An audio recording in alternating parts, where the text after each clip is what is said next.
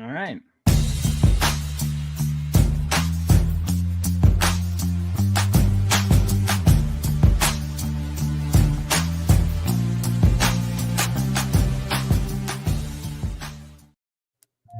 And we're back here once again with another episode of the MSK Show, and this is going to be episode 119. And in this episode of the MSK Show, I'm going to be having a conversation with content creator Vaughn Coleman. It's going to be his first appearance on this show. He was on the other podcast we used to have, but as you guys know, just like with DC Comics, I retcon that show. It just doesn't exist anymore, relatively. It actually still exists. You guys should go find the episodes right now if you really wanted to watch them.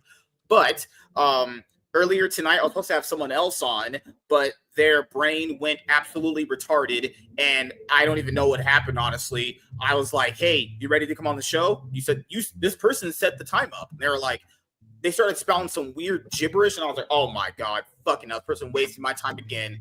I'm done. Like, I told people this, do not waste my time. My time is very valuable. Like, people go, instead of doing certain things, I could literally be recording videos that you guys obviously see get a lot of views, or I could be reading comic books, something that I really, really like to do, actually. So when this person's sitting there fucking wasting my time, it's like, man, I could be doing like anything else besides talking to you. You know, I'm a pretty popular, hot, rich, good-looking guy, as you guys know. But what's going on, man? How are you doing?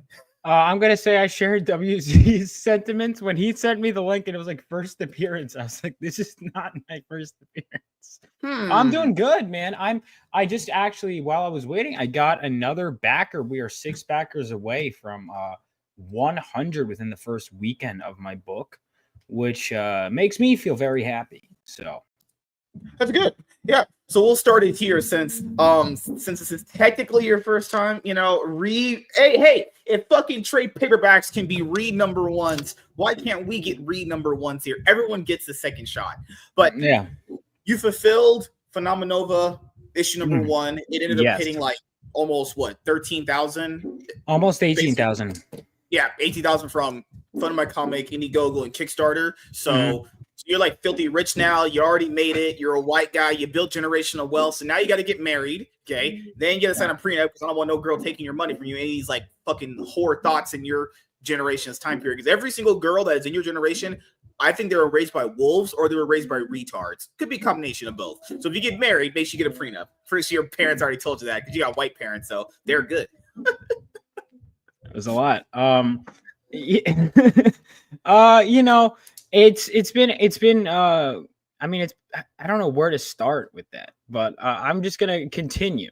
So I mean, it went out great. You know, am I you know, would I say rich? No, because I funneled all that back into the company. And whatever I haven't spent, I'm going to funnel back into the company. Because I believe I'm gonna give it to my creative talents, printers, and various business expenses, because you know I'm starting things up. I've got good momentum going, and I think it's bad for people that are starting. If you hit big, that's not your personal paycheck. If you're starting something good, funnel it in, keep it going. You know, you don't want to just piss that money away because I launched in January, which I had multiple people tell me this is a bad month to launch. And it is still almost like more than halfway. I think, like, what percentage of my goal did I get? And I said my goal is 4 times higher and the books are half the price.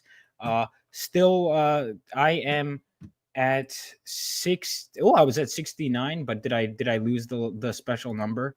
I might have lost the golden number, guys. I was at 69%. Now I'm still at 69% funded, which is pretty epic. Oh, yeah. So I guess, you know, this being my first appearance, I'll treat it as such. So, of course, my name is Vaughn Coleman. So I went to college for filmmaking. And I still want to do it. I still think of movie ideas all the time, but I've been transitioning to comics. I've been doing YouTube for a while. I'm always trying new things, which is probably why the algorithm hates me. But, you know, I think after doing my first comic book Phenomenova, I'm at it again. I just got the letters. So the book is basically done. I'm hoping to have it funded and turned around. Hopefully it's even being sent sent to the printers and back in March is my ideal goal. Of course, that depends on how well I do. But ideally, I'd love to launch 3 in April. But that, of course, depends on you guys.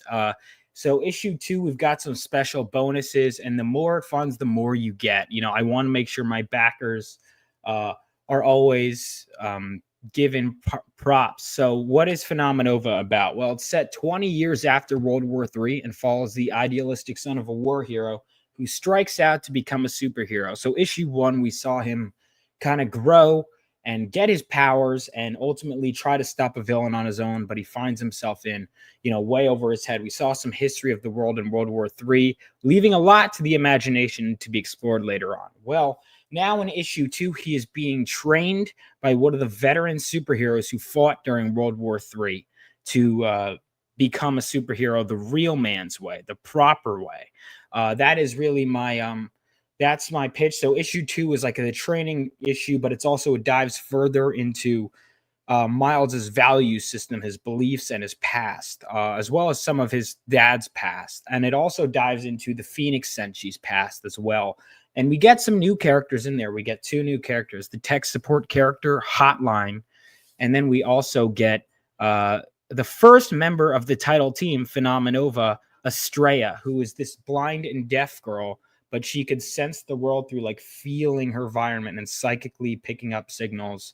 It's called psychometry, but I kind of put my own spin on it. And it's kind of through absorbing the environment around her in real time and the memories therein, she could pick things up. She could psychically link things together. She could scan memories by touching people. And she's a detective character, but she is also a member of the team. And you will see the rest of the team come issue 3. But this issue really is kind of like a more personal journey as well as some training stuff. So after all the creation portion of it's done, how was it actually fulfilling the book? Because like people don't talk about the printer aspect of it. I want people to understand like each part of this is a different beast in and of itself. So first of all, as you mentioned, when you first started doing this, you have to obviously create the LLC, which definitely takes some time getting that done. Then you have to pay your artists. Then you have to obviously write the story out. Then you have to get the panels put together. Then you have to make sure all the lettering is good. Then you have to make sure all the whatever like last minute art edits you have to make, obviously. Then you got to go to the printer. Then you got to deal with them. So how was it dealing with the printer for the first time? Like, was it really bad or was it a decent experience, or what would you say about that?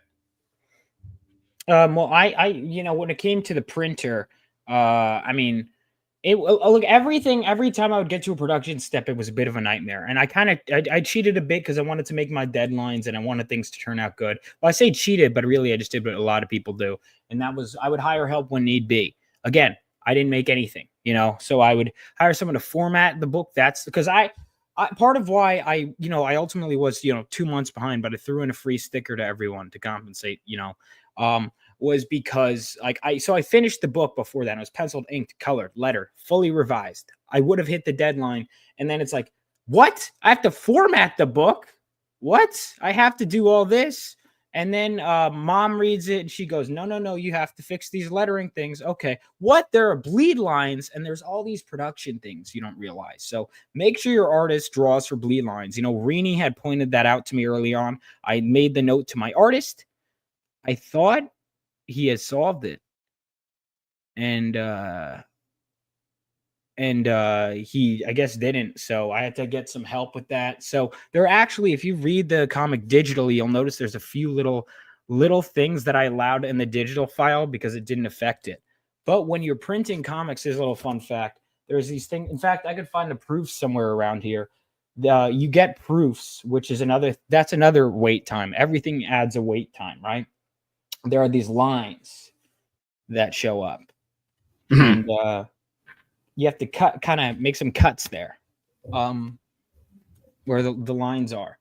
And here's the thing. Now that I'm not as OCD, now that I trust printers a little bit more, things can turn around faster is my hope. But I give myself some extra time. Like I said, April fulfillment, but I'm hoping to get it done by then. But I'm giving myself 2 months to fund because I launched a follow-up to a popular book in January, which is kind of shooting myself in the foot. So I understand that I got a slow crawl ahead. Plus I got some stuff in my real life to do. So, that's how it is. But bleed lines was something I had to learn. and printing costs, website, the platforms take a lot, which is a big part of why I launched Fund My Comic again. You know, I want to be able to actually keep a sizable portion, because you really don't keep you keep a lot of it in Kickstarter, Indiegogo, but so much of it goes away. Shipping costs money, especially. I hired a fulfillment service, which I think I'm going to keep doing, just because, yes, that is money, but that's more time for me to create and build my audience. And my hope is that, because my plan has always been to throw shipping to someone else, so I think I'm going to have them fulfill again for the second book. Is my plan.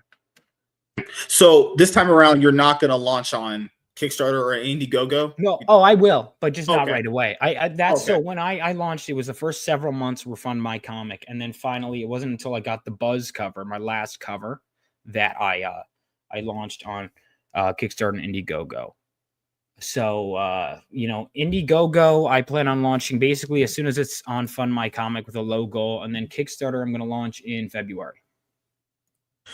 So you went through all this process and you used a fulfillment service to get the book shipped out. You just didn't trust that you could just do it on by yourself with like maybe your mom or dad or something. I mean, it like started off that I just straight up didn't want to be Yeah. honest with you. I was like, because everyone talked about how much it sucks, and I was like, bet. So I was like, all right. I mean, would you want to basically like come home from like work? I don't know what the hell you do, but you come home from work and you Yeah, sit I'm down. working You're on like, getting you a know what? job. You're like, Yeah. fuck, I have like 5,000 packages here to fucking tape up. Yeah. That doesn't sound fun for anyone, honestly. I can see why people like offset it to other people. That's kind of, but to be fair, people need to understand this. That's what jobs are. That's what job economy is. You're supposed to kind of basically do jobs that people don't want to do. That's kind of how like it works. What you have to understand too is, you know, and if I can keep hiring people to do this and keep doing, I mean, you're going to do stuff you don't want to do and think, what? I like if someone had plopped the list of tasks I had to do to write a comic, you know, I might not have done it, but that's okay, because I'm glad I did. It's kind of the same thing with Jaws. Like people, the filmmakers like Spielberg and all of them will say, if they had really thought about what it would have taken to make that movie, they might not have made it. But, you know, it's the sunk cost thing. Once you're in there, you got to get it out. And I'm glad I did. And I'm glad to do it again, because I adore this. As I say in the afterword of my book, it's a gamble I took, and this gamble I'm glad to take again, because I adore this medium and I don't want it to die. And I have stories that are in me that I'm passionate about. And the best feeling in the world is knowing that other people are telling you not only that they like the book, but, oh, I'm excited for this. What's going on with this story? Where is this character going to go? And so it makes all that bullshit, and it is a lot of bullshit that you have to deal with, worth it. The bleed lines drove me insane. I have OCD, so that drove me. I had to pay extra to fix that. Also, yeah, there are out of pocket. There are going to be extra costs that you didn't think of. Oh, I only have to spend this much on art and covers, and oh, there's that. Oh, you have to print all that. Oh, yeah, you know. What's a random other expense that you would say that people don't factor in at all or even think about? That I mean, this one I guess isn't the worst thing, but that there's things in the system that could get messed up, or packages that aren't there. I just fucking someone just goes, hey, I got some message him, issue 2's launch. Oh, I didn't get it because, and I'm like, well, what happened? And again, keep in mind, it wasn't like a year-long campaign or anything. But he's like, I moved like 3 times in the last 5 months. I'm like, so is there a way to get he's like, I think it's just gone. And I'm like, shit. So it's like, I want him to be happy. And I just had all my stuff sent from my fulfillment center to me. I was like, are we sure there's nothing else to sell? So now I'm either going to have to fulfill that one package myself. I know, poor me. Or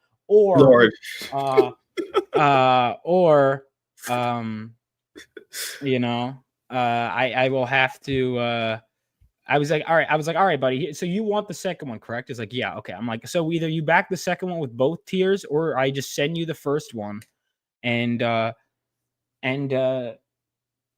then you kind of do something like, I send you the first one and then back the second one. So that's money I have to spend, you know, shipping it out. That's time I have to spend. And then that's also an extra copy of the book. So you have to print extra copies. Also, because another thing I realized is I was like, well, do you want to be the kind of employer you want to hire? Yes. I'm like, all right, shit, if I'm hiring international talent that's cheaper, I should at least be able to ship it internationally. Well, that costs money, but I'm like, you know what? I'm a good man. I'm going to send it. Take that out of my pocket. Okay, that's more. Being a good person can cost money, but your hope is that it takes you around.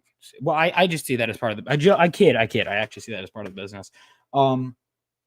Things like, okay, logo. You have to pay for your logo designs. You have to pay for your character. If you're picky about it, you have to pay for character designs.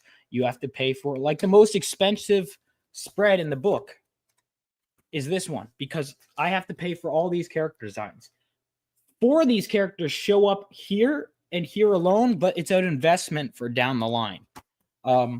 Printing costs, I would say, like if you want to pay for proofs for your book, which I do recommend for your first book, do that. And then the printer also gave me a deal and gave me these things called F&Gs, I think, which are like basically little versions of the book for me to have. So that's nice. Oh, other stuff you have to figure out. Printing types, like paper types. There's types of lamination, types of paperweight. I didn't know this shit. You know, that's all. And then there was a point where I was like putting issue 2 together. I'm like, all right, after this one, do I don't just go full digital? Look how much money and time I'm spending. That if I just put a PDF and I was like, go there, fuckers. You know, now people understand why web comics or webtoons is a big thing. You literally take off like half of all of that and just put it online. Half. You know? It's starting to become more than half, pal. So I was like, you know, I probably could, and you also don't have to do variant covers if they're online, because why would you pay for a variant of? It's just a file. Are you gonna do less variant covers with each Phenomenova issue moving forward? Not for 3, because 3, the cover artist I have, I'm very excited to, and I, you know, so. Oh my God, you have Mark Waid writing it. No one else is writing it ever. Hell no. You heard it here, guys. Mark Waid's writing Phenomenova issue number 4. He already announced it here. 4? Hell no. I wrote 4. I might do revisions, but I wrote 1 through 8, and then I have plans up to. Mike has bad knees. Says he just backed. Thank you, Mike. Yeah, I hope you enjoy it. Like I said, I got some letters earlier to the letters earlier today, so I'm feeling good. You can read the first 10 pages of issue 1 on Global Comics. Do you know what's an interesting thing is that shelf you have up there? You know what I always tell people this: for someone to get better at understanding comic books, or even just like understanding different writing styles or art styles, you actually have to read more. And someone said, well, which books do I read? Literally, I don't know what you like as a person. Just read whatever you want. But it's like watching movies. Like the more movies you watch, the better your opinions get. And you strengthen your arguments more by watching more stuff. A lot of people, dude, I swear, I can tell they haven't read comics. I'm not trying to be mean. I can tell. You can tell. Comics is the one nerd thing where if someone doesn't know what the fuck they're talking about, you can tell. It's the filmmakers. And I say this, and people get mad at me. I was arguing with this in the Rose chat. Zack Snyder is someone who claims he reads comic books and has read Watchmen and Dark Knight Returns, and that's like saying I'm a fan of cinema because I watched Star Wars. Go fuck yourself. All right, you know what I mean? Like, oh, I was in a class and we watched To Kill a Mockingbird. I'm basically a cinema hall. No, you're not. Because you read you looked up top 10 graphic novels and read like Killing Joke, Dark Knight. I read that shit in 6th grade. That was entry level. It was crazy. Even though those are probably the only things he read, he still got the essence of the story wrong. I know. That's crazy. I love when my comics don't have color in them. Yes. There are black and white comics, but Justice League, because people are like, I think black and white comics are overrated unless it's manga. Well, no, I think they can be good, but my point is superhero comics. You look at like these storylines are dark. Identity Crisis still has bright colors. The subject matter is just dark. The contrast made it better. Watchmen is still a fairly colorful book. Like, we don't want this muted shit. And it's annoying. And it's also like you can't do Watchmen with Justice League. You do Justice League with Justice League. Oh, I love when we have an intergalactic threat. We have like 4 Green Lanterns. Let's not use any of them in the movie. Remember in the Cyborg instead. Remember Darkseid when he was called Martian Manhunter. Remember in the Snyder Cut when he was called Eustace, he came to Earth for the anti-life equation, but then forgot it was on Earth when he became Darkseid. I'm like, that doesn't even make logical sense. It's bad. That's stupid. But and that reminds me, I should read some comics tonight. Learning work-life balance is tough. And also there are times when you're in between flow states. But I've been like in the middle of I've been close to done with Chris Claremont's X-Men run for like a year or two. And I need to just finish that. But I'm like in the middle of a Wolverine. Deep Cut. I read Wolverine. Deep Cut's good.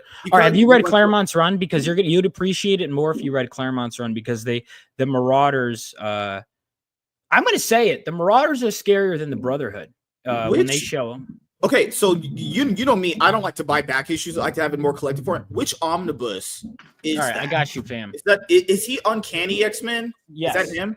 So it transitions from. So when Claremont, do you know like the history of how like Claremont's X-Men started? I'll geek out for a second. He came after Stan Lee after Giant Size X-Men, right? Well, Giant Size X-Men was like Len Wein. Yeah, it was like X-Men in this, like I think 1970 went on hiatus for 5 years and was doing reprints. So I think between like issues 50 or 70 or something like that, there was a large span of time where it was just the issue numbers were just reprints of older issue numbers. So what happens, right, is basically they're like, screw it, we're gonna revamp the X-Men with like an international lineup.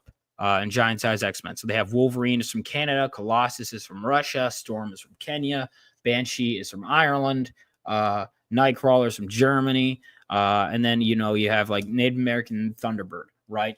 And then they team up with the old X-Men, and basically from there, the next issue following Giant Size X-Men, Chris Claremont takes over, and it's X-Men 94, but it's all new, all different X-Men. And then slowly it transitions until they add the title Uncanny. So it transitions into Uncanny X-Men. I want to say what? Let me see, because X-Men. Yeah, you're right. Yeah.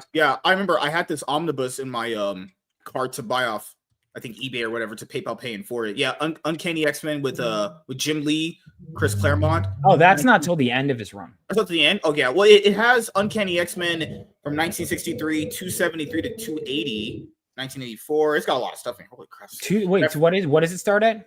Okay, so this one right here, the Claremont Jim Lee Omnibus, collects Uncanny X-Men from 1963. Obviously, when X-Men started. No, 1963 it doesn't collect from 63. It collects. That's the title of the series. So when they say 63, they're just saying that's the original. That's saying that's gotcha. Like X-Men 600 is set in 1963. And that came out 2000 something. You know what I mean? Like 63 is like just the when the first issue came out. So this one's 270 to 280. So yeah, you're right. All right, so that's like literally the last like 2 issues or a couple issues of his run. So you start with Giant Size X-Men #1. I've been following a reading order, so I read a lot, most of it digitally, and then a lot. I would love to get omnibuses, but like this Epic Collection Volume 5, you could also get them this way. This is where I bought Volume 1 of those X-Men. Right. X-Men. Okay. So I skipped the first word. 5. And then when you're gonna want to read New Mutants because it's fucking awesome. When you get to that, but that is later. But so you're gonna read Giant Size X-Men #1, 94, all the way to like the last X-Men issue I read was 272. But now I'm at a point like you see the franchise evolve from like X-Men, then they add New Mutants, then they start having miniseries. They have that Wolverine miniseries that everyone loves. They have a Wolverine Kitty Pryde miniseries. You see X Factor when there's so many X-Men characters that they start adding multiple teams, and then they start adding lineups, and then they start jumping between different factions, and it becomes twice a month. You see it evolve from a failing book into the highest selling comic of all time by the end, which I'm about to get to. And it's so cool. You see Wolverine go from this character who, for the first like 20 plus issues, didn't even have a real name. And then it's like issue 1. It was when they're hanging out in Japan. The way they would do stuff with this character, initially he was supposed to have claws that come out of the glove. The glove was where it came from. Then they changed it. Like I think the artist came up where comes out. And they were like, that's really cool. That stuck. His name, they would just call him Wolverine. They never called him by his... And it wasn't until he's like talking to Mariko and when they go to Japan, when they meet, he goes, my name's Lo, and then he gets cut off. and like, what was his name? And then finally this is Logan. Then he's just Logan for a while. And what's funny is that the memory loss thing, I have read all the 80s stuff, the 70s stuff, it's only just starting to come out like around like late 80s, early 90s, that they're mentioning that he has a foggy memory. Has not come up. He just doesn't really, his past comes up in spurts, but they kind of just keep it a mystery. Man, keeping comics a mystery. Good Lord. Could we ever just go back to that? Not everything has to be detailed and explained. People forget, even the creation of the X-Men, the reason why they didn't have origin stories initially up front is because Stanley just didn't want to do it. Yeah. It's helpful because it allows you to focus on the plot lines instead of just having to come up with why they're there, how they got remember, there. Man, they were created for a Civil War allegory, and it's like, or civil rights, yeah, man. Why do people do that? Why do people project bullshit into stuff to make themselves feel better? The same thing happens with anime. I used to believe it too, and a lot of I used to believe it too, and then I was like, well, that's actually like not like there were definitely like allusions to the civil rights movement and stuff like that, especially as it went on. Like in Claremont's run, you see stuff like that, right? There are definitely direct references and elements of that. But to say that was the sole reason why they were created, I'll just say it. If they were an allegory, like people say Malcolm X was Magneto, right? And the argument is because he has a sympathetic backstory with the Holocaust and whatever. First of all, do you know when Magneto was revealed to be a Holocaust survivor? Do you know what issue number? Because he was introduced in X-Men issue 1. I always hated. People are so dumb, man. 150 is when he was revealed to be a Holocaust survivor, over almost 20 years after his creation. But he was not always a sympathetic character. That was added. You know what's crazy about people is when people don't know who Malcolm X is, they're comparing him to Magneto. Good Lord, I forgot what story it was. It was the one where he killed Quicksilver. He killed his son. And he like turned off like the town's electricity, like the whole world. Like this guy's a terrible person. Why anyone would think he's a good guy in any context is a retard. He's actually a crazy human being. Like in comparing to Malcolm, man, oh Lord, it happens with anime a lot too. People will just project bullshit into things. It's like sometimes you can understand. There's not, you don't got to read a lot more into it. It's just what it is. It's fine, you know. Good gosh, like. Holy shit, man. I hate movies. Like, that's why I don't like superhero movies sometimes. Only for this reason. Because sometimes the movies will influence how people think about a character. And because that's the only thing they're ever accustomed to, that's the only thing they know about the character. And I was introduced to the movies, so it's a double-edged sword. You want it to be palatable. But yeah. Magneto is an interesting character because you see him. It's really cool when you go back to Claremont's because you're seeing them evolve into the characters we know and love today. You know, it's like, and what's interesting is so Claremont like he added a bunch to Magneto. He was the one that gave him the first redemption arc. He was the one that gave the whole idea that he was a Holocaust survivor comes from Chris Claremont. That was 150 where Magneto takes over this island and he starts doing this terrorist shit, like destroying a whole city in Russia with a volcano. And then he breaks down and he goes like, you don't know what they did. Like my people were hurted in camps. And that's the first time where after many encounters with Magneto, you go, holy shit, that's why he's been doing this all along. It's genius. And then it's like, he has this moment. I don't want to spoil, but basically there's like this moment, he almost accidentally kills Kitty Pryde. And then who's Jewish, right? And he's like, oh my God, I'm becoming just like them. And that's what sets him on his redemption arc. Like that was the quality storytelling in comics back in the day. That's crazy. They actually made it work for the story. And then later on, they would introduce, I think it was 161. The issue was called Gold Rush, where like there's a flashback issue where you learn for the first time that Professor X and Magneto knew each other. So Chris would, like, while doing current stories, would flash back and flesh out and recontextualize things, but it wasn't in a way where it insulted, but enhanced what came before. So he added that the way Professor X and Magneto met in the comics was that they were both trying to care for this Holocaust survivor. Professor X but they were both hiding the fact that they were mutants. So Professor X was there as a doctor who really helps people with trauma, but he doesn't tell them that how he does it is psychic. And Magneto is there because he's a fellow Holocaust survivor. And then what happens is Hydra attacks to wipe them out. And they both use their powers. And they have this moment where it's like, wait, you're one too?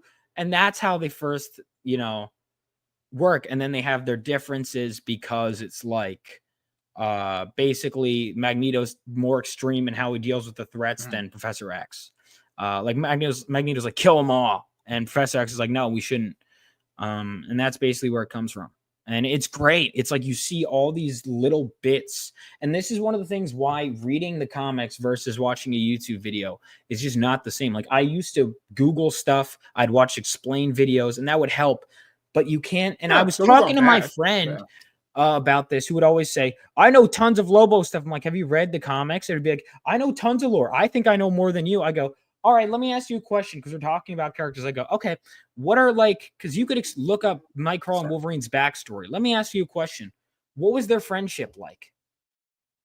You wouldn't get that from a Wikipedia. Like, how did they play off of each other? What were some fun moments with them? You can't tell me that off a wiki article. And those are the kind of things like I want to create, you know, when I'm writing is yeah, you could just read a summary of it, but it's not the same. It's not the same. You know, there are stories you could read a summary of and go, that's terrible. When you read it in time, it kind of works. I even told people this. I will never like that. That's why I get nervous sometimes doing comic book content, is because like I don't want to essentially say something that I don't know and not like be like malicious. But I don't get why people don't do this either. If you just don't know, just be like, I don't know.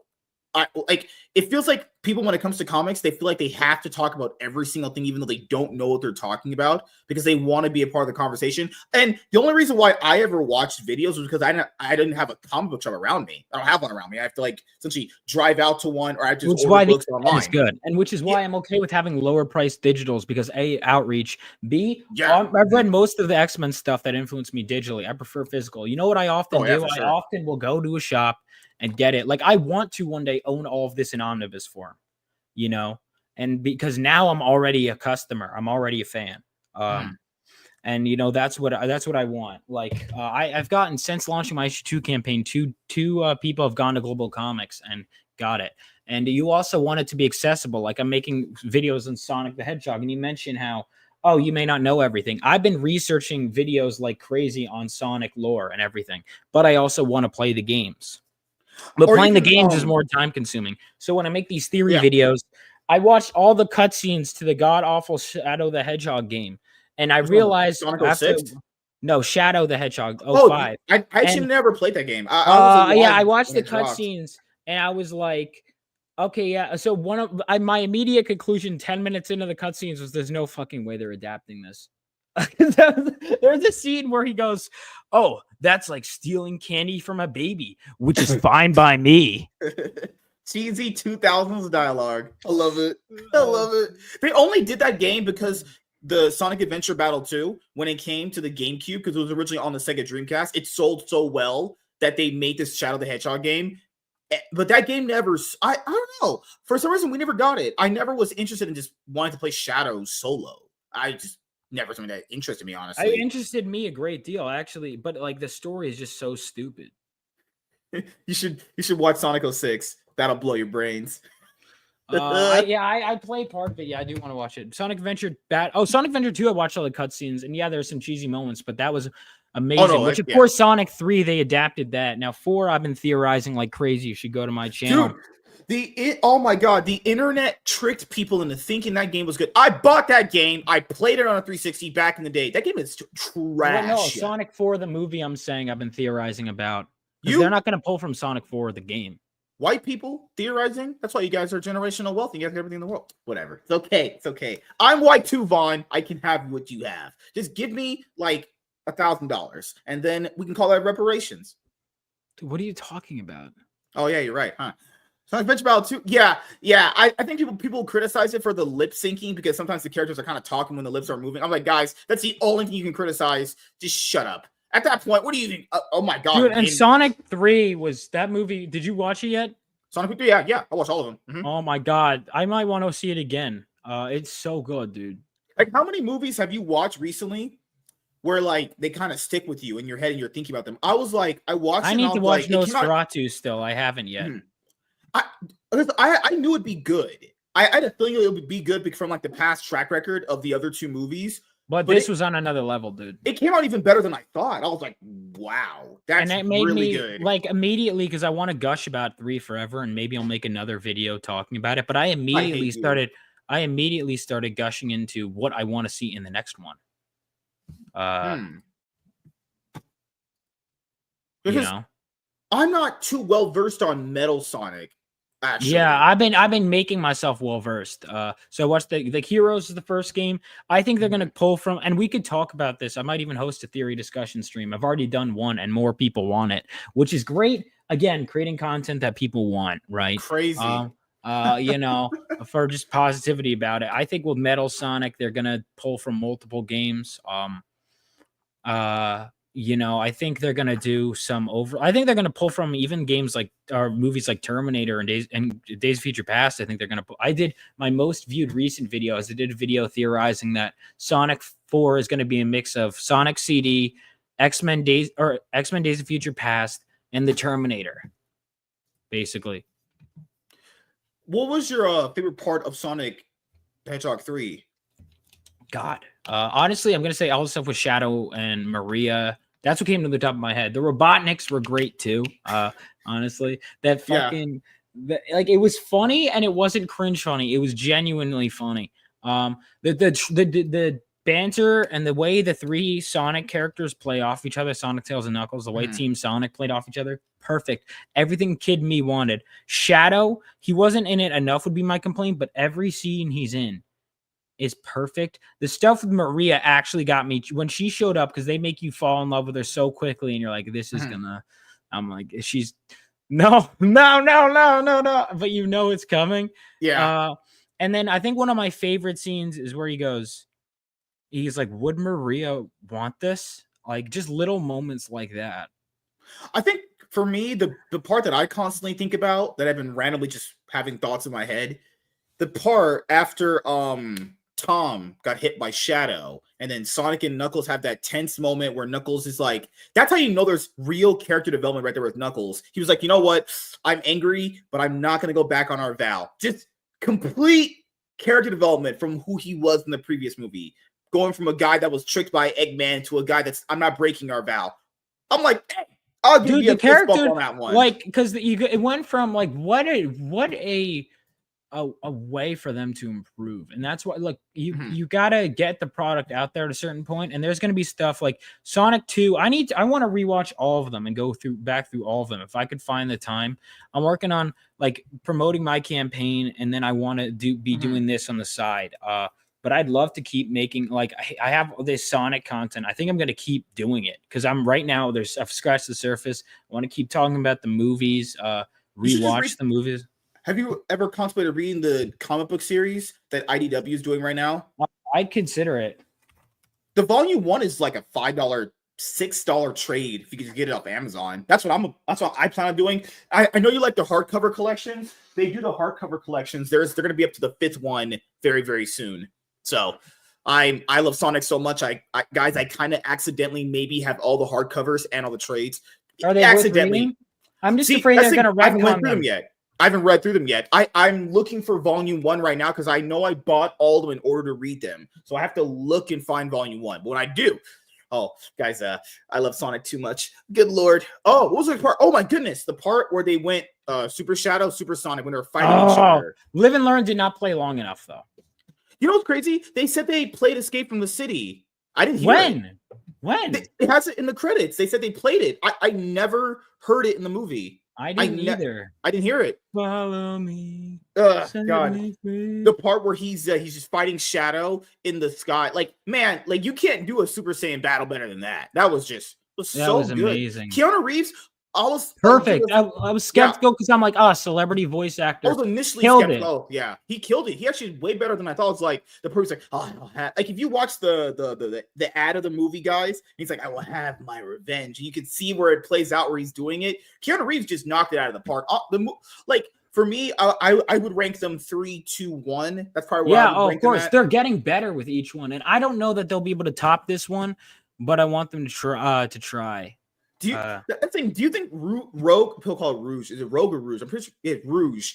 Do you think Rouge will be in the next one? Big tits and everything. I theorized about this. I went back and forth. I think it depends entirely on if the Shadow show or movie. I said series, but now after making that video, I'm leaning back towards movie. That depends on the Shadow project comes out first, or because I think she's going to make her debut in the Shadow movie or show that they're doing.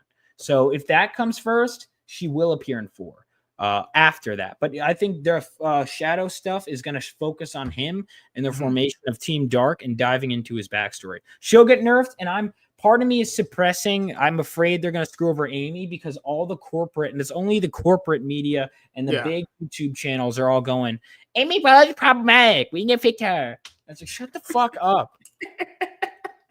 Because her thing is that she does kind of pine over Sonic in a lot of games, guys. And the thing is, remember, nowadays, you can't do that. You can't have a girl pining over a man. But she's also like a leader figure who does a lot of good stuff. Like, yeah, she could be annoying in love with Sonic, but she's also a teenager. So isn't that most girls in general? Yeah, most teenage girls are always, oh my God, Justin Bieber, One Direction. But I'm supposed to believe that it's like misogynist for her to be obsessed with Sonic. Go fuck yourself. I'm going to make a video probably on that at some point. Like, it's so dumb. Oh, so man, sorry if people didn't watch the movie. What I would say the reason why you should go and watch it in the theater is because there's something special about how the movies just have progressed. Like, there's genuine character development each movie. The dynamics improve. I think one of my favorite scenes in the movie, like I told Nate when we did a review, was the first scene in the movie where he's talking about the bird that was his mother, and he's talking about like what a blessing Sonic's been to all of them, and he had that birthday. He's talking about pain and everything, and he said pain is not going to just get to decide who you were. Like, oh my God, movies will keep getting better and better, and I hope studios realize that, but they won't because they choose to completely just want to make no money, honestly, at this point now. But as I always tell people, hey, the Sonic movies are definitely good entertainment, fun, like things should be. Oh, I forgot to ask you this. Final Fantasy. I know you like Final Fantasy a lot. Oh, yeah. Okay, so you know me. I've only watched that random movie that came out like in 2008. It was one that came out theatrically. What's a Final Fantasy game that you like that a lot of people don't like? I've only really a confession time, so I'm not a huge Final Fantasy, but I'm a huge Final Fantasy 7 buff. But outside of that, my knowledge will strictly go down. I'm a normie. Really? Okay. Yeah. So you think who's better, Cloud or Sephiroth? Who's better, the hero or the villain? I think Cloud is a better character personally than Sephiroth. I think Sephiroth is a great. I don't want, like, let's put it this way. I would follow Cloud on a solo adventure outside of Final Fantasy VII. I would not follow Sephiroth on a solo adventure because I don't want to know that much more about him. I like him. I think he needs to be kept a lot in mystery. I think you don't want to over-explain him. You don't want to make him feel sympathetic. I think there's a problem in media. And I think I'm riding a fine line with Dark Cloud, which we'll see. We'll get to him. My favorite issue I've written is where we reveal his backstory. But I think there's a line in media where everyone has to become sympathetic, and it's like, go fuck yourself. Like, after a certain point, I can't sympathize with you. I think I think that's why a character like Shadow can work. Yeah.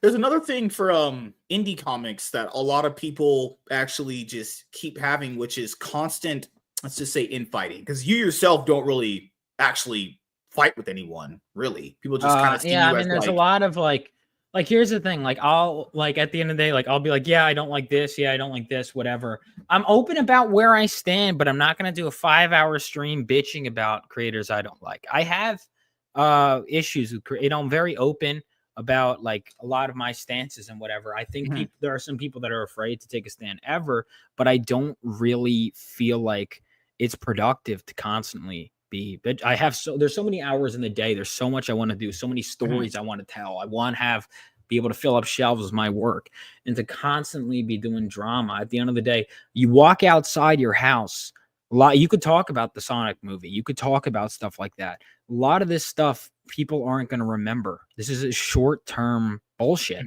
really, to be frank. There's all this drama and stuff, and it's like, it's not saving the comic book industry. We're talking about, oh, it's saving the culture.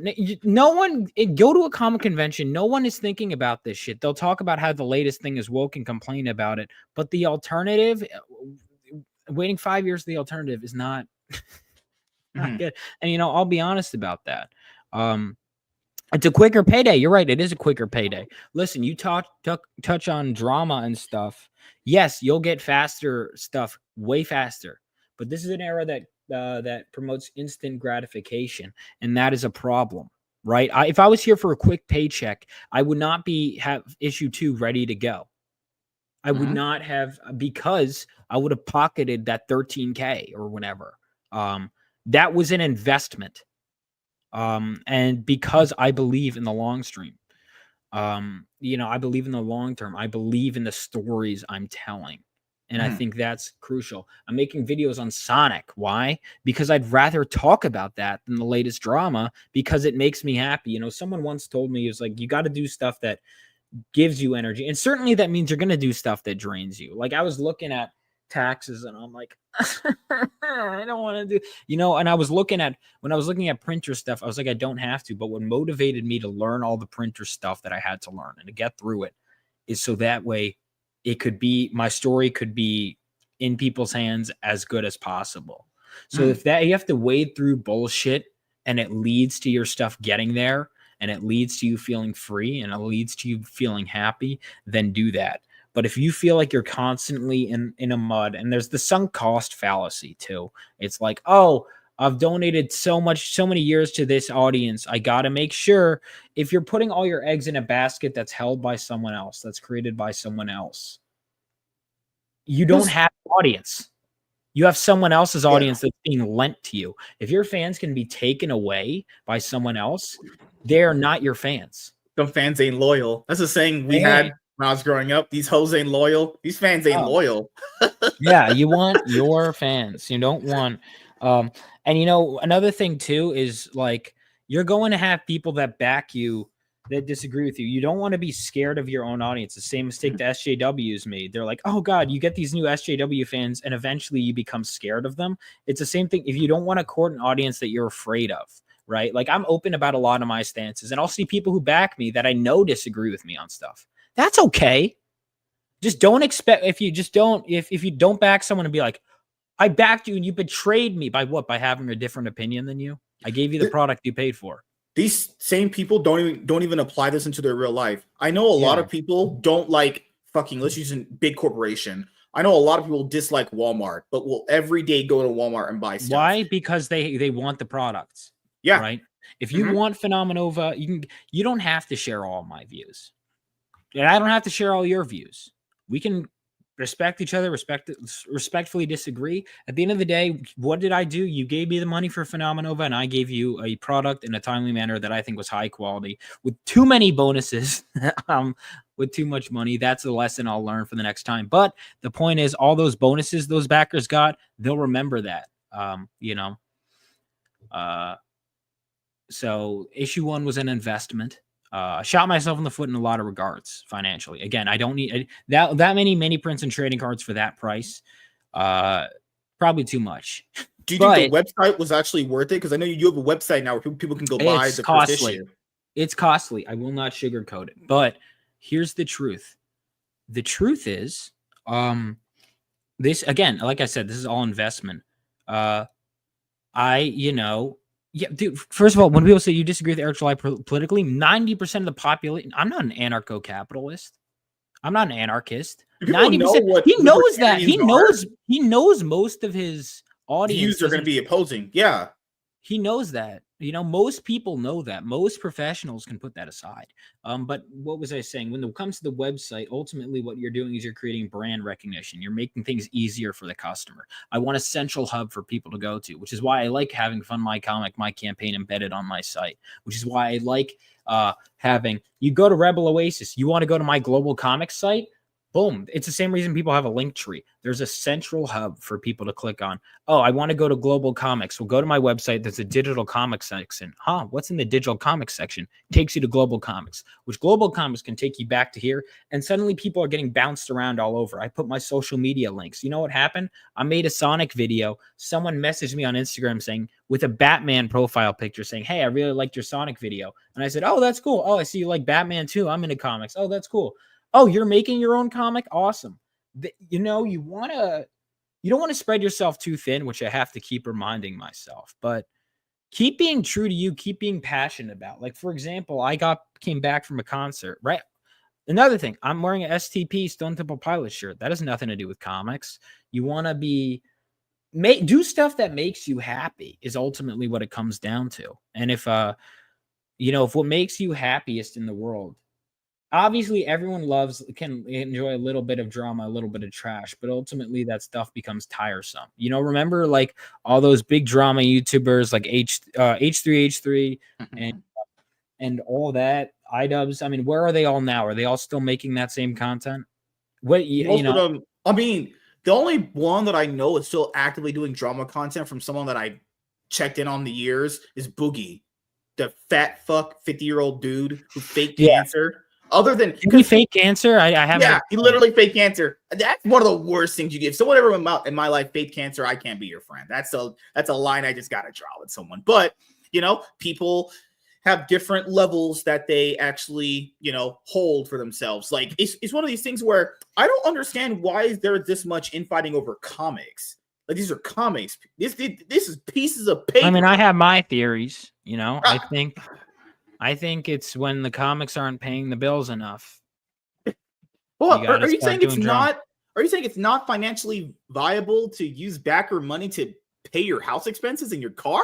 Crazy. That's insane. It could eventually if you're responsible with it. Yeah, 7 years that car probably cost like $30,000. Again, they're all theories, but I think and here's the thing: comics, yeah, they cost a lot, and $1 million seems like a lot, and then you start adding production expenses and all of that, and you stretch that money over years. But that's a different discussion. I think a lot of people don't actually understand the reason why you don't see more people making comics is because it just costs a lot of money. Costs too much, and time is money. Yeah, John's Longbotch, you guys know him. I've had him on the show a lot of times. He put in about, I think he said $5,000 just to get his comic done. $5,000. That's just to get it done. That's a low end amount. That is a low end amount. I shiver at what I put in. Let's put it this way.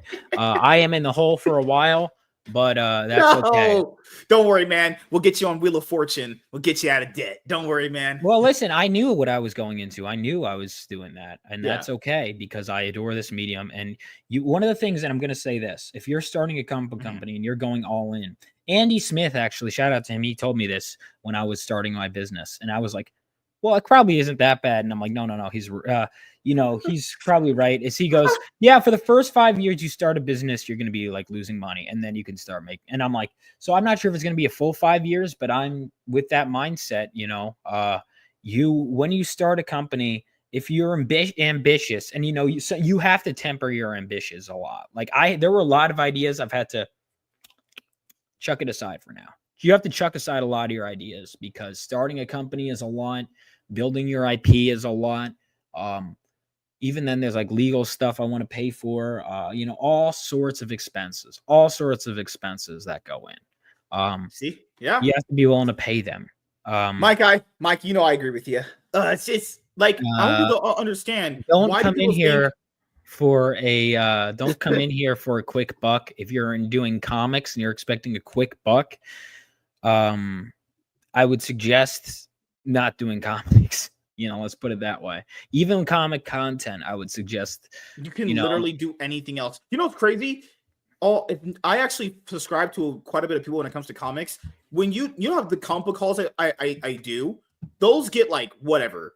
If I did a comic book video where I just said the comic book industry is dying, that one video, which I did, got triple the amount of views that a haul does. So what I'm trying to bring up to a lot of you guys is most people, at least the ones that are just watching comic book content, are kind of just only a good amount of them watching it for like the negative side. The negative, yeah. I mean, that's true. I'll give you an example, man. I was talking about how I did 2 shorts back to back. One, a Mhm. clip from an interview with Mike Barron talking about that fun fact that he came up with the idea that Frank Castle's real name is Frank Castiglione. Really Mhm. interesting trivia, right? Then I would love to be at MegaCon, but I don't think it's in the budget this year. I think it would be great for networking purposes if I could find a way to make it work, because we really don't have that much time. I was there last year. I love it.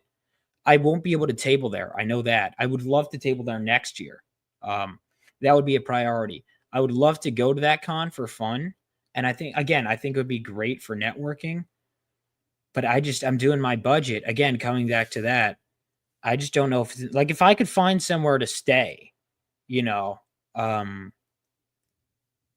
because you have to pay for the pass, you have to pay for, again, I would love to. I know there's plenty of people that are going to be there that I want to meet up with. The only reason I was in that Eric July shout out, I firmly believe, is because I made that trip to network. Gina Carano, it's time I met him twice at MegaCon, time I met Eric July, and because we talked and got to know each other, that's why I ended up in that shout out video. Networking is everything. I would get that advice when I was in the film industry. It's true. You know why bad movies get made so often? Good connections. That is why. Yep. Sure. Networking is everything. But I would love to do MegaCon. I just don't know if it's in the cards. Financially. I don't know if I have the time. I don't know if I have the money. I would love to, but I don't know if it's in the cards this year. I have a list of cons I want to get to, and I don't know if that's it. I'd rather cons that I know I could table out. But again, to be frank, that MegaCon meetup could be a good return on my investment. I definitely would love to go to some sort of meetup with especially a lot of the Rippaverse crew. But Mike, you work in IT? Oh crap! That's networking crazy. Matters in every industry. True. Mm-hmm. Person Sabotage, what's up, man? When did you start interviewing high school kids? You're 24. I'm 30. 25. You're 25. Oh my god, that means wait a minute. You're born in 1999. Yeah. Crazy. You were born a year before. So you're technically a 90s kid. Technically. Yes, technically. I got a couple months in there, Good lord, man. Dude, why are women at your age so fucking retarded? And why are they all Tell me about it. Tell me, preaching like choir, pal. I'll tell you that.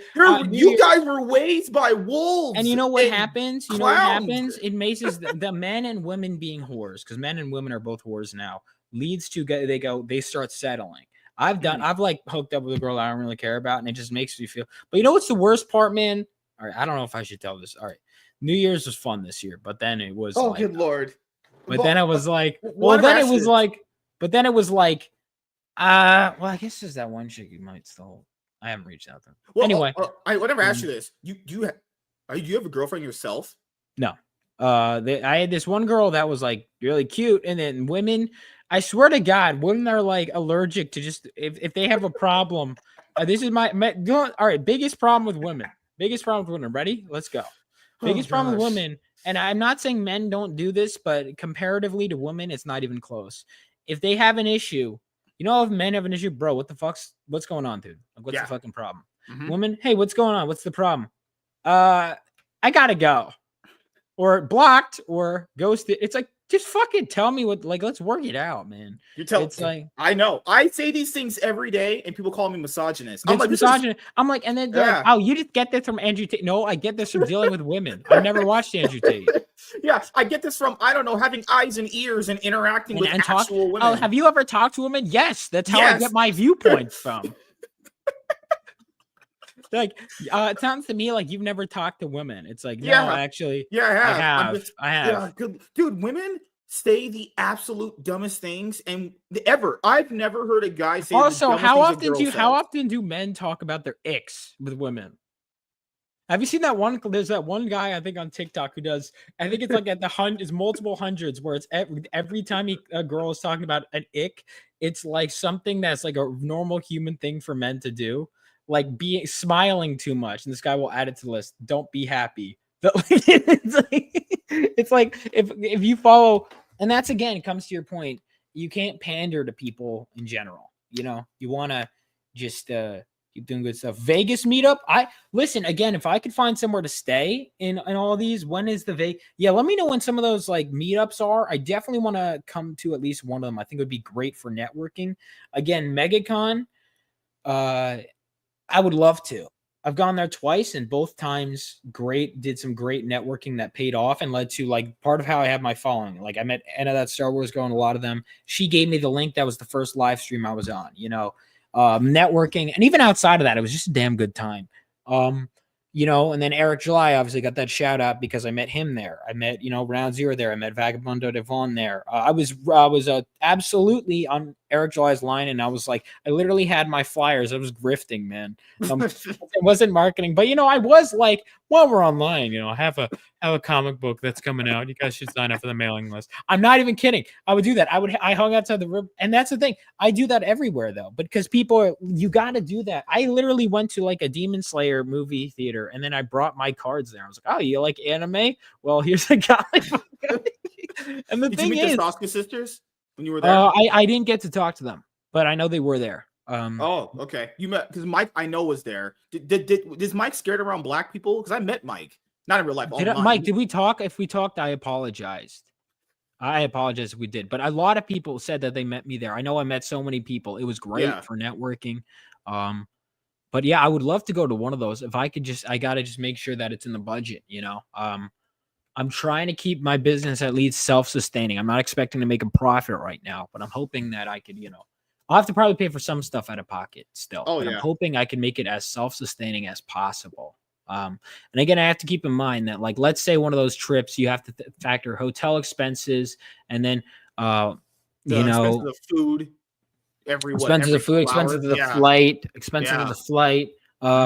That, and I'm like, well, how many pages in my book can I get done with that? And so now that's kind of where I'm at, is like, I would love to, but I'm thinking about it, and it's like, I got to make sure because ideally what I would love to do is be making YouTube content, be working on my comics, be out there at the cons, selling, having fun with people, get that to be my routine. But, I have to keep networking for that. But again, could be a worthy business expense. So we will see. That's the thing is, when you're talking about girls do not take accountability for anything. What did that have to do with what I was saying? I'm just pointing out women have a problem with taking accountability. Talk to them. They will try to push that off anyone else that's not themselves. I'm kidding, guys. Mike says, I am black, so I'm the most scared of black people. Yeah. I'm terrified when I see a black person like, this guy gonna rob me? Like, fuck. Good Lord. When you go when you go to Targets or Walmart, you see a black person in an aisle, do you like go to the next aisle because you might get robbed yourself? All right. Vaughn was offered to work with Dixon. Well, it's funny. It's funny you mentioned that, because my first work in comics was I was an editor for Hunter Ninja Bear, which is funny because if you go to Phenomenova issue 2, just as a callback to that, I got the artist on this book did a cover for Phenomenova, because it kind of came full circle, and so that was something really special, man. That was something really special. But so I would love to. I mean, as an editor, as a writer, absolutely. But I'm for hire. If you guys need a writer, you guys need an editor, I'm your man. Don't fall for this bait, Vaughn. What do you mean? How's this bait? Women in his generation are, oh my goodness, literally, dude. I'll watch like I don't think he was talking about the women, but dude, I'll literally be on like Facebook or Instagram watching like reels, and I get it's out of context for certain things, but dudes will walk up and ask them like, hey, what is your sluttiest college confession? One of the girls today said, I let the whole college nut in me. What the that's and you're telling me that's wifey material? You're telling me I should wife up that broad? And that's and to that I would say, if you guys want to give God one less reason to send in the flood, you should back Phenomenova, right? Every time you back Phenomenova, that's pushing back from God sending in the flood, thanks to people like that. Blue Scorpio, what's up, buddy? He'll be like, hey, I might be willing to send in the flood, but Phenomenova is doing well, which gives me some hope for humanity. I'll send in the flood next week. Oh gosh, man. That's what I'm saying, Full Metal Nate. It never does. Anytime I can shit on women at your generation, man, I love it. Anytime. I love doing it. Dude, we're like 5 years removed. What are you talking I'm like an about? old man at this point. I need a cane and shit to wake up. Oh my god, I'm old at this point. I'm like Bruce and Batman Beyond, man. I'm broken. Holy Fund crap. My Comic has been good because Fund My Comic takes a smaller percent. I'm definitely going to go to Indiegogo and Kickstarter as well, but I wanted to get at least my 4K on Fund My Comic. The stuff that I know I need to sell a certain amount and like a little bit of safety, in case. So my 4K at least I wanted to make on there. Basically what I'm funding is printing costs for this book right now. Because printing costs just went up 15%. Oh yeah. In the US. Hey, what is the acceptable age to read your comic? It is an all ages book, which is good. Which is smart for me. I'd love to do a titty book eventually or more mature book. And yeah. Oh yeah. Well, my first published work was a 10-page short story. I'll probably put it online for free at some point. And then if people like it, if people are into it, I'll make a full book. But for now, I'm focused on building up Phenomenova. Yeah. So we have Phenomenova issue number 1. 2 is eventually going to come out. People are going to read it. How many more Phenomenova issues are you going to do as far as this main title? Are you going to just do a spin-off? As long as I can. Okay. For the rest of my life, into the hundreds and so on, baby. Oh, good lord! You're trying to play Claremont 100 issues in? That's crazy. I told you, I'm a comic book fan through and through, man. Everyone's trending towards the trades because they like trade fans. They don't. And I never. It's funny because I was never someone who really picked up regular comics at the store. But Claremont fans turned me into someone who likes reading longer runs. I did read some regular titles at the store. The one I read, Vengeance of Vampirella in its entirety, the 25 issues. I really like that. I got to get Tom Snigoski on my show at some point. He's a great guy. But not a lot of all ages. I agree. Not a lot of all ages books, and not a lot of books about teenage superheroes. So I felt this was something that not everyone, but it was also just what I wanted to do. To be frank. Yeah.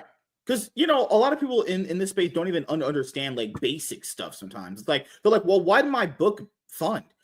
What if the audience just didn't want it? Like, at the end of the day, people don't understand the audience kind of gets to decide what they want to spend their money on, especially in like crowdfunding. That's all audience based, honestly, unless you literally just have a huge audience yourself and they just fund your books, Like maybe some people just didn't want to back it because they just didn't find it interesting. You can only do so much before you just kind of give it off to this, you just let the people kind of decide what they want, and apparently they wanted more Phenomenova. So that's why they're backing issue number 2. And you guys gotta give Vaughn all your money. So if you give Vaughn all your money, he'll give me reparations. And that's not true. Oh God. Okay. You'll be getting the product you paid for. That is all. Oh, wait. I thought you wait 5 years for books. I think you're doing this wrong, man. Not when you back Rebel Oasis Studios books. Oh, this God. book, I got my letters. I've been sending off my letters to my editor saying, are these pages good, ready to go? It has to go through the mom test. My mom's really critical of grammar and wording. So, but so it's lettered, man. We're basically just getting the funding to get the damn thing printed. And then however much money we can get, making sure I'm rewarding people. So if we hit 10K, that's another trading card for you guys. If we hit 15K, that's another sticker. We hit 20K, I'm going to reveal all the covers for issue 3, which by implicitly what I'm saying by that is issue 3 is in production guaranteed if we hit 20K. But then I'm still going to have to fund a lot for issue 3 for the rest of production because that's not going to, because printing costs are bitch. Yeah. If anyone didn't actually know this, I actually did a video with me and Savage on this. For indie creators, it's going to hurt even worse. The cost of books are actually going up, even in the mainstream industry too. Good Lord, man. Like, well, that's why, again, digital, I'm going to have a cheaper option. I didn't back someone told me that. Someone told me that in person. They said, Vaughn, I like you. I'm not backing your book until you fulfill. And I said, okay. So I've now fulfilled. And I think there's some people that, and not only that fulfill, but also seeing the reception of it. Because the people are like, I don't know, I've never read a Vaughn Coleman anything. Like, is this guy, whatever. And now there are people saying they like my book. Now there are people that are happy with the product. They're happy with the printing. It got in a timely manner. So that's something special. And we have 1 hour left of the weekend. I mean, I guess technically we can go to the AM But basically, let's see if I can get 100 backers this early, and we're almost at $3,000 raised within the first 2 to 3 days. What's crazy is that you got nearly half of the funding you needed within like the first 2 days, which is good because campaigns tend to do really good in the first few days or 3 days, and then kind of they're at that stagnant point in the middle part. I told people when it comes to campaigns, it's always good to get that first initial thing. You gotta really build up, which means the pre-launch is essential. But a lot of the time, your pre-launch should be like 90% of my pre-launch was basically fulfilling the first book and making a quality product that people wanted. Yeah, that's the key thing you said. People wanting it. A lot of people just be making random shit that no one even cares for. They're like, what? My book fun? I probably didn't want a book of like a devil having sex with a frog. I probably didn't want that. I didn't know that was on the market. That sounds like a good idea, honestly. Holy shit. Oh, the other thing I'll ask you before we head out, last few things. First one is, I know you had a recent post commenting back and forth with Student of God about the whole Billy Tucci thing, where he wanted to put one of his books in the comic shop. What was that about? I think it was, you read the comments, right? I did. Yeah. There is a catch-up pack.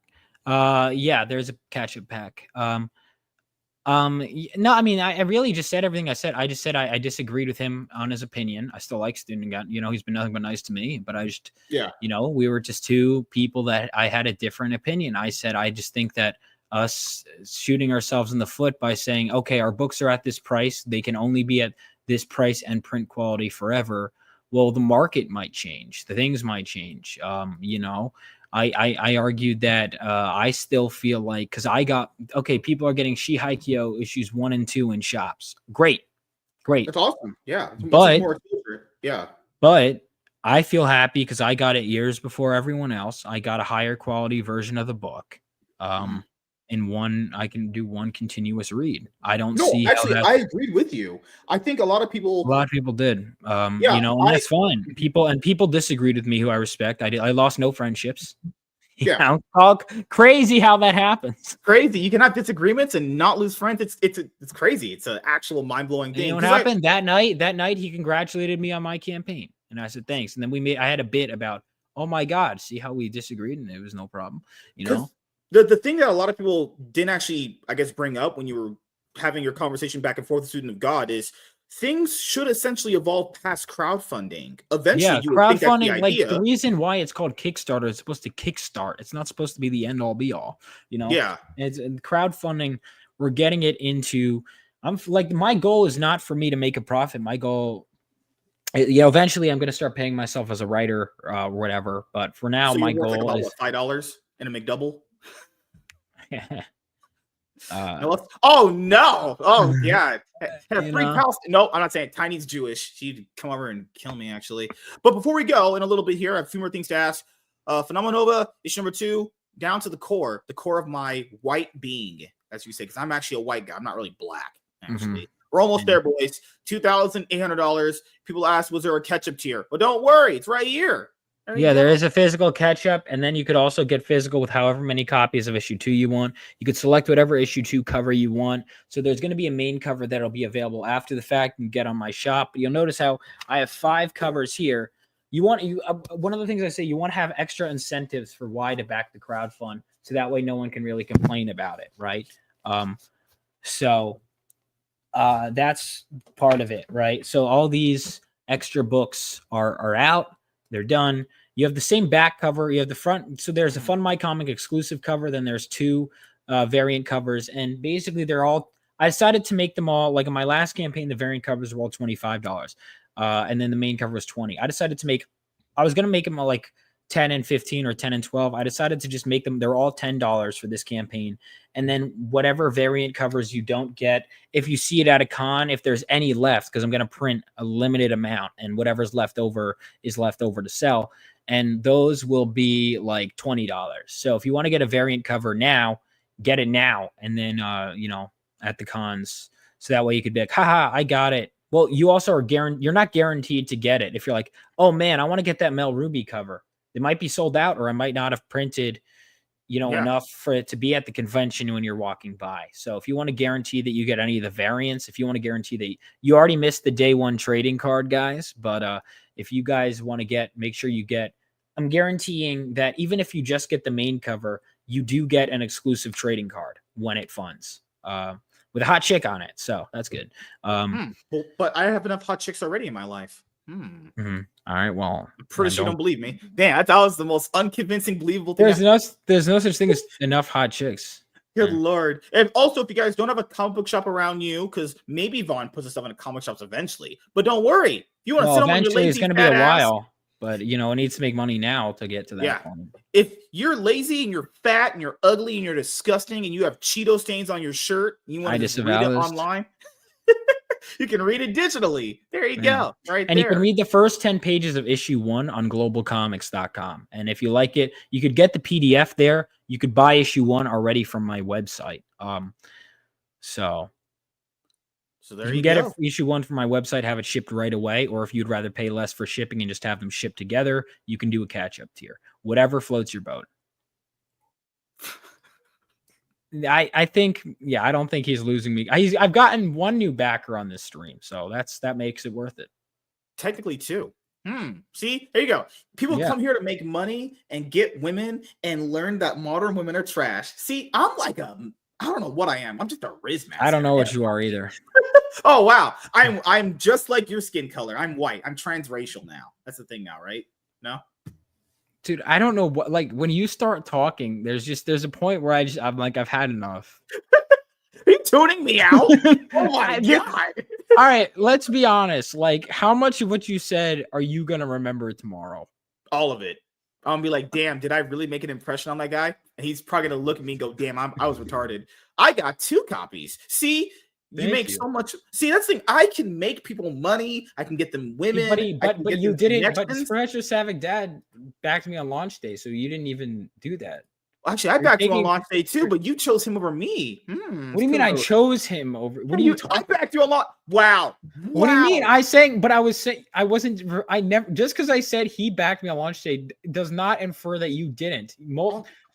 Like, I'm a liberal. I have to think that way. 50 people backed me on launch day. If I say Professor Savage Dad backed me, I'm not saying the other 49 plus people didn't back me.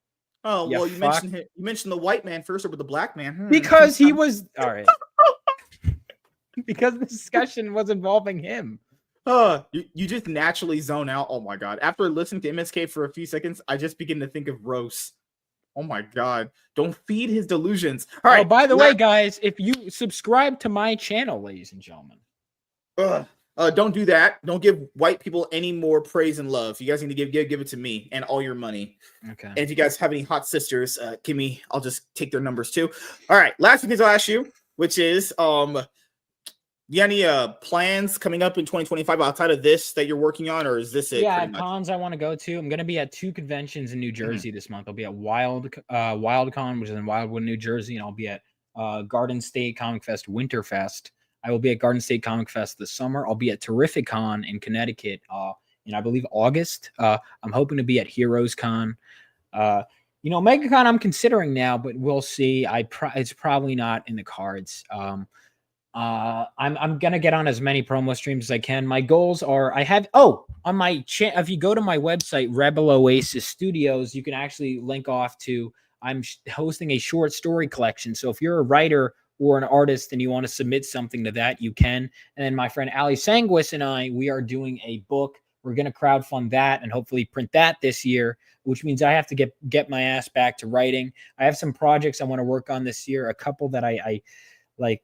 I'm not sure how much I want to talk about, but my goal for this year, I decided to simplify my goals are to build my following, get on as many shows as I can, keep making more content, get my book out to as many people, and make Phenomenova issues 1 and 2, possibly start on 4, but that's a stretch goal. You know what I mean? I want to make sure that I get 1 and hopefully, or 2 and hopefully 3 in people's hands if I can. That is my goal. But yeah, catch me at some cons. I'll be announcing some cons. Again, it all depends on, are you playing Marvel Rivals? I should play that maybe on stream. I've been playing Sonic on stream, but I could play Marvel Rivals. We could even get a group together, do a gaming stream. That could be fun. Message me. We'll all add each other. I'm terrible at it. I barely know Nate, how to play it. I played it twice. I didn't give Vaughn permission to be with anybody else but me. I keep him for myself, honestly. What? This is news to me. Last thing I'll ask you, any shout outs you can give to anyone in particular and anything else you want to say before we head out?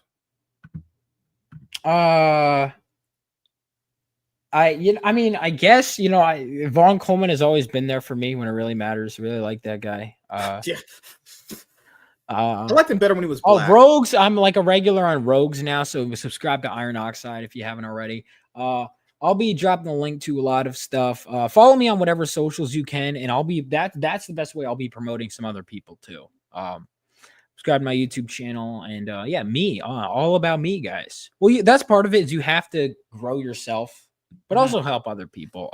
I'm kind of slowing down Vaughn Coleman Presents right now, but I do have a show where I interview people whenever I can. I was starting an Indie Comics weekly show, but right now I'm putting that on hold too while I figure some things out. Yeah, as I told people, I like to always sometimes go through some of your presents and see if I can get the people on here for one-on-ones too. It's always fun talking to different creators. The only problem with it, the only thing any indie creators need to get better at is talking. If I have ones where it's one-word answers, I'm making up an excuse that the internet doesn't work. I'm getting out of that. I'm not. I did too many of them back in the day, and I got the best that I could out of someone. You have to be a good guest. You have to. And there are times where you're not feeling it. I get it, but like you got to put on the show, and you got to be gracious. And that there are days where I'm like, fuck, but then I have to. Hey, it's me, Vaughn. Yeah, you got to do that, right? Well. Thank you guys for checking out this episode of the MSK show. I want to thank Vaughn because he saved me with the one-on-one tonight because this other complete retarded moron lost his brain at the last minute. So it's okay. Things happen. But I'm glad you guys got a great show out of it. And we'll see you guys later. Have a great night. Maybe I'll play Marvel Knights Rivals tonight. Maybe I'll even do that. We'll see. But well, I'm going to be streaming it right after this. So catch me on my channel. It's just my name, Vaughn Coleman. See you guys later.